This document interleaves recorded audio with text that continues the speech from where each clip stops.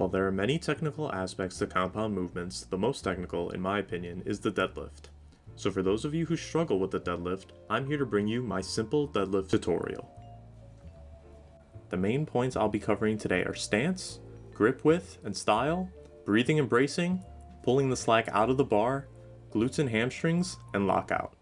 So let's talk about stance. Stance can vary greatly from person to person. You may have a wider stance like Hafthor Bjornsson, or a narrower stance like Kaylor Woolham or Clarence Kennedy. You may point your toes out at an angle or point them straight forward. Your stance should be a position where you feel sturdy, stable, and strong. So play with your width, play with your foot angle, and see what works best for you. Your shins should be about an inch away from the bar, and the bar should cut your foot in half. Setting up in this way will help you distribute the weight of the bar evenly across your foot. Now that we've talked about stance, let's talk about grip width and style. A really simple way to find your grip width is to raise your arms up and let them fall to your sides. Then just bend over and grip the bar. There are many ways to grip the bar.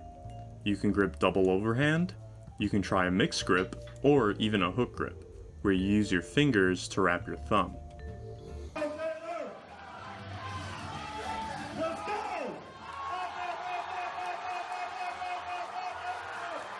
Now that we have grip covered, let's talk about breathing and bracing. Before you can execute the deadlift, you need to brace by deeply breathing into your belly and then tightening your core. A great cue for bracing is to imagine you're about to be punched in the stomach before you deadlift. Proper bracing is important for heavy compound movements because it helps support and protect your spine while lifting and helps your body move like a solid, rigid column. Now we'll move on to pulling the slack out of the bar. Pulling the slack out of the bar is what pulls your body into a better pulling position. Don't shrug your shoulders or pinch your shoulder blades. Think of squeezing your lats down, keeping your head in a neutral position while keeping your chest up. Holding this tension in your back along with proper bracing is what protects your back and allows you to pull more efficiently. Now we need to talk about the glutes and the hamstrings. At the bottom of the lift, you should try to feel the tension of the weight in your hamstrings. A cue that helps me is to imagine you're spreading the floor, or try flaring your hips out. Many of us have inactive hamstrings or glutes from sitting around all day, so taking time to feel tension at the bottom of the lift will help you develop those inactive muscle groups.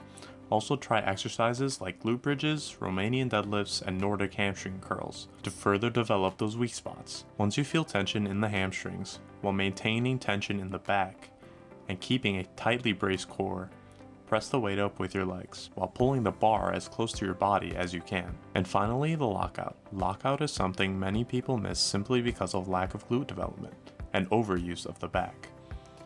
The glutes are the most important part of the lockout.